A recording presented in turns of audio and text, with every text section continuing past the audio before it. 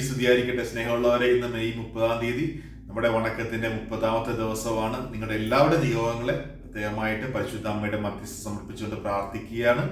പ്രത്യേകിച്ച് ഈ പ്രകൃതിക്ഷോഭത്താൽ ദുരിതം അനുഭവിക്കുന്ന എല്ലാവരെയും പരിശുദ്ധ അമ്മയുടെ മധ്യസ്ഥത്താൽ ഈശോയ്ക്ക് സമർപ്പിച്ചുകൊണ്ട് പ്രാർത്ഥിക്കുകയാണ്. നമുക്ക് നല്ലൊരു കാലാവസ്ഥ പരിശുദ്ധ അമ്മയുടെ മധ്യസ്ഥത്താൽ ഈശോ നൽകട്ടെ. എന്നോട് പ്രാർത്ഥനാ സഹായം ആവശ്യപ്പെട്ടിരിക്കുന്ന എല്ലാവരെയും എൻ്റെ ബലിയർപ്പണത്തിന്റെ സമയത്തും വ്യക്തിപരമായിട്ടുള്ള പ്രാർത്ഥനയുടെ സമയത്തൊക്കെ ഓർക്കുകയും പ്രാർത്ഥിക്കുകയൊക്കെ ചെയ്യുന്നുണ്ട്. എല്ലാവരെയും പരിശുദ്ധ അമ്മ വഴി ഈശോ അനുഗ്രഹിക്കട്ടെ എന്ന് പ്രാർത്ഥിക്കുകയാണ്. സ്നേഹമുള്ളവരെ, 16ാം നൂറ്റാണ്ട് മുതൽ തിരുസഭ പരിശുദ്ധ അമ്മയെ വിശേഷിപ്പിക്കുന്ന ഒരു നാമമാണ് വാഗ്ദാനത്തിന്റെ പേടകം. വിറ്റിനയിൽ പരിശുദ്ധ അമ്മയോട് നമ്മൾ ഇപ്രകാരം പ്രാർത്ഥിക്കുകയും ചെയ്യുന്നുണ്ട്: വാഗ്ദാനത്തിന്റെ പേടകമേ, ഞങ്ങൾക്ക് വേണ്ടി അപേക്ഷിക്കണമേ. ഇസ്രായേൽ ജനത ദൈവത്തിന്റെ സാന്നിധ്യമായിട്ട് കൊണ്ടു നടന്ന ഒന്നാണ് ഈ വാഗ്ദാന പേടകം. ഈ വാഗ്ദാന പേടകത്തിൽ 3 കാര്യങ്ങളാണ് അവർ സൂക്ഷിച്ചിരുന്നത്. ഒന്ന്, ദൈവം മോശ വഴി നൽകിയ 10 കൽപ്പനകൾ. രണ്ടാമതായിട്ട്, ഇസ്രായേൽ ജനത മരുഭൂമിയിൽ നടന്നപ്പോൾ ദൈവം അവർക്ക് ഭക്ഷിക്കാനായിട്ട് കൊടുത്ത മന്ന. മൂന്നാമതായിട്ട്, അഹോറോന്റെ അംശവടി. ഇങ്ങനെ 3 കാര്യങ്ങളാണ് ഈ വാഗ്ദാന പേടകത്തിൽ അവർ സൂക്ഷിച്ചിരുന്നത്. പുതിയ നിയമത്തിലെ വാഗ്ദാന പേടകമാണ് പരിശുദ്ധ അമ്മ.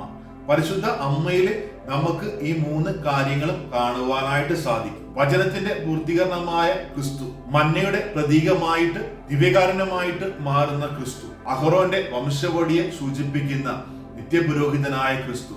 ഈ 3 കാര്യങ്ങളും പരിശുദ്ധ അമ്മ ഇതാ കർത്താവിന്റെ ദാസി എന്ന് പറഞ്ഞുകൊണ്ട് തന്നെ പൂർണ്ണമായിട്ട് ദൈവത്തിന് സമർപ്പിക്കുക വഴി മനുഷ്യകുലത്തിന്റെ പുതിയ വാഗ്ദാന പേടകമായിട്ട് പരിശുദ്ധ അമ്മ മാറുകയാണ്. അതുകൊണ്ടാണ് വിശുദ്ധ ബെർണാഡ് പരിശുദ്ധ അമ്മയെ കുറിച്ച് നമ്മളോട് ഇപ്രകാരം പറഞ്ഞ് പഠിപ്പിക്കുന്നത്: എന്റെ കുഞ്ഞ്, നീ ഒരിക്കലും നിരാശനാവരുത്. നീ എത്ര പാപിയാണെങ്കിലും, എത്ര വലിയ പാപം ചെയ്ത വ്യക്തിയാണെങ്കിലും പരിശുദ്ധ അമ്മയുടെ അടുക്കൽ അഭയം പ്രാപിക്കുക. ആ അമ്മ ഒരിക്കലും നിന്നെ തള്ളിക്കളയുകയില്ല. മാത്രമല്ല, നീ ചോദിക്കുന്ന ഏത് കാര്യവും ഈ അമ്മ നിനക്ക് തരും. പ്രിയമുള്ളവരെ, ഇത് വിശുദ്ധ ബെർണാഡ് നമ്മെ പറഞ്ഞ് പഠിപ്പിക്കുന്ന കാര്യമാണ്. വീണ്ടും ക്രിറ്റീനയിലെ വിശുദ്ധ ആൻഡ്രൂസ് നമ്മെ ഇപ്രകാരം പഠിപ്പിക്കുന്നുണ്ട്: ദൈവകരുണയുടെ പേടകമാണ് പരിശുദ്ധ അമ്മ. എന്തുകൊണ്ടാണ് ഈ വിശുദ്ധൻ ഇങ്ങനെ പറഞ്ഞത്? കാരണം പരിശുദ്ധ അമ്മയുടെ അടുക്കല് ആര് അഭയം പ്രാപിച്ചാലും അവര് നിരാശരായിട്ട് പോവുകയില്ല. ഏത് സങ്കടത്തോടു കൂടി ഈ പരിശുദ്ധ അമ്മയുടെ അടുക്കൽ അടഞ്ഞാലും ഈ പരിശുദ്ധ അമ്മ അവരെ തള്ളിക്കളയുകയില്ല. പ്രിയമുള്ളവരെ, വാഗ്ദാനത്തിന്റെ പേടകമായ പരിശുദ്ധ അമ്മ നമ്മെ ഓർമ്മപ്പെടുത്തുന്നത്, പഠിപ്പിക്കുന്നത് 3 കാര്യങ്ങളാണ്. ഒന്ന്, വചന അധിഷ്ഠിതമായിട്ടുള്ള ജീവിതം നയിക്കുക. വാഗ്ദാന പേടകത്തിൽ ഉണ്ടായിരുന്ന 10 കൽപ്പനകൾ നമ്മുടെ ജീവിതത്തിൽ പ്രാവർത്തികമാക്കിക്കൊണ്ട് ജീവിക്കുക. പരിശുദ്ധ അമ്മ ഈ കൽപ്പനകൾ പ്രാവർത്തികമാക്കിക്കൊണ്ട് ജീവിച്ച വ്യക്തിയാണ്. രണ്ടാമതായിട്ട്, വാഗ്ദാന പേടകത്തിൽ ഉണ്ടായിരുന്ന മന്ന ഇന്ന് നമ്മുടെ ദിവ്യകാരുണ്യമാണ്. ഈ ദിവ്യകാരുണ്യ ഭക്തിയിൽ ഈശോയെ സ്വീകരിച്ചുകൊണ്ട് ജീവിക്കുക. ഇസ്രായേൽ ജനത്തിന് മരുഭൂമിയിലെ ശാരീരികമായിട്ട് ശക്തി നൽകിയത് ഈ മന്നയാണ്. ചരിത്രം പരിശോധിക്കുമ്പോൾ നമുക്ക് കാണുവാനായിട്ട് സാധിക്കും, ഈ പരിശുദ്ധ കുർബാന മാത്രം ഭക്ഷിച്ചുകൊണ്ട് ജീവിച്ച അനേകം വിശുദ്ധരെ. ഈ ദിവ്യകാരുണ്യ ഭക്തിയിൽ വളർന്നുകൊണ്ട് ശരീരത്തിന്റെയും മനസ്സിന്റെയും ഊർജം നമുക്ക് സ്വന്തമാക്കാം. പ്രലോഭനങ്ങളെ അതിജീവിക്കുവാനായിട്ട്, വിശുദ്ധിയിൽ ജീവിക്കുവാനായിട്ട്, വിശ്വാസത്തിൽ വളരുവാനായിട്ട്. വീണ്ടും ഈ അമ്മ നമ്മെ ഓർമ്മപ്പെടുത്തുന്നത്, അഹ്റോനെ പോലെ നമ്മളും മറ്റുള്ളവരെ നേർവഴിയിലേക്ക് നയിക്കുന്നവരായിട്ട് ജീവിക്കുക. നമ്മളാൽ കഴിയുന്ന വിധത്തിൽ മറ്റുള്ളവരെ സഹായിച്ചുകൊണ്ട് ഈശോയിലേക്കുള്ള വഴി നമ്മുടെ ജീവിതത്തിലൂടെ കാണിച്ചു കൊടുക്കണം. നമ്മുടെ ജീവിതം ഒരു സുവിശേഷമാക്കി മാറ്റണം. അതാണ് പരിശുദ്ധ അമ്മ ആഗ്രഹിക്കുന്നത്. അങ്ങനെ നമ്മൾ ജീവിക്കുമ്പോൾ തീർച്ചയായിട്ടും ഈ വാഗ്ദാന പേടകമായ പരിശുദ്ധ അമ്മ നമ്മെ ഓരോരുത്തരെയും അനുഗ്രഹിക്കും.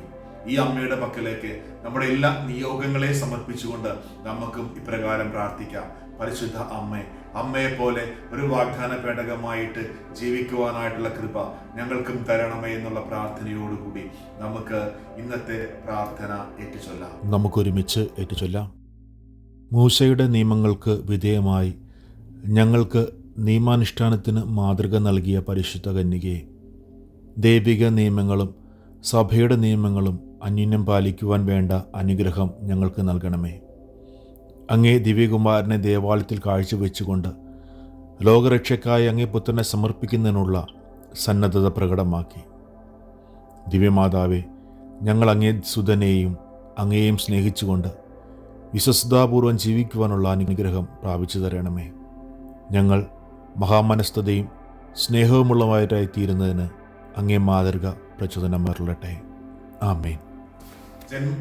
പ്രിയമുള്ളവരെ, ഇന്നത്തെ പ്രാർത്ഥനയിൽ നമുക്ക് ഇപ്രകാരം പ്രാർത്ഥിക്കാം. ജന്മപാപമില്ലാതെ ഉത്ഭവിച്ച പരിശുദ്ധ അമ്മേ, എന്നും ഞങ്ങൾക്ക് സംരക്ഷണം നൽകണമേ. നന്മ നിറഞ്ഞ മറിയമേ സ്വസ്തി, കർത്താവ് അങ്ങയുടെ കൂടെ സ്ത്രീകളിൽ അങ്ങ് അനുഗ്രഹിക്കപ്പെട്ടവളാകുന്നു. നിങ്ങളുടെ ഉദരത്തിൻ ഫലമായി ഈശോ അനുഗ്രഹിക്കപ്പെട്ടവനാകുന്നു. പരിശുദ്ധ മറിയമേ, തമ്പുരാന്റെ അമ്മേ, പാപികളായ ഞങ്ങൾക്ക് വേണ്ടി ഇപ്പോഴും ഞങ്ങളുടെ മരണസമയത്തും തമ്പുരാനോട് അപേക്ഷിക്കണമേ. ആമേൻ. എത്രയും ദയയുള്ള മാതാവേ, നിന്റെ സങ്കേതത്തിലോടി വന്ന് നിന്റെ സഹായം തേടി നിന്റെ മാധ്യസ്ഥം അപേക്ഷിച്ചവരിൽ ഒരുവനെങ്കിലും നീ ഉപേക്ഷിച്ചതായി കേട്ടിട്ടില്ല എന്ന് നീ ഓർക്കണമേ.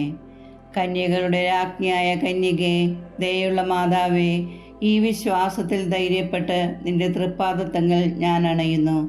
വിലപിച്ച് കണ്ണുനീർ ചിന്തി പാപിയായ ഞാൻ നിന്റെ ദയാധിക്യത്തെ കാത്തുകൊണ്ട് നിന്റെ സന്നിധിയിൽ നിൽക്കുന്നു. അവതരിച്ച വചനത്തിൻ മാതാവേ, എൻ്റെ അപേക്ഷ ഉപേക്ഷിക്കാതെ ദയാപൂർവം കേട്ടരുളണമേ. ആമേൻ. പ്രിയമുള്ളവരെ, ഇന്നത്തെ സുഹൃജപമായിട്ട് നാം കേട്ടുചൊല്ലാം. വാഗ്ദാനത്തിന്റെ പേടകമായ പരിശുദ്ധ അമ്മേ, ഞങ്ങളെ നിരന്തരം കാത്തു പരിപാലിക്കണമേ. പരിശുദ്ധ അമ്മയുടെ മധ്യസ്ഥത ഈശോ നമ്മളെല്ലാവരെയും അനുഗ്രഹിക്കട്ടെ. ആമേൻ. Ave Maria.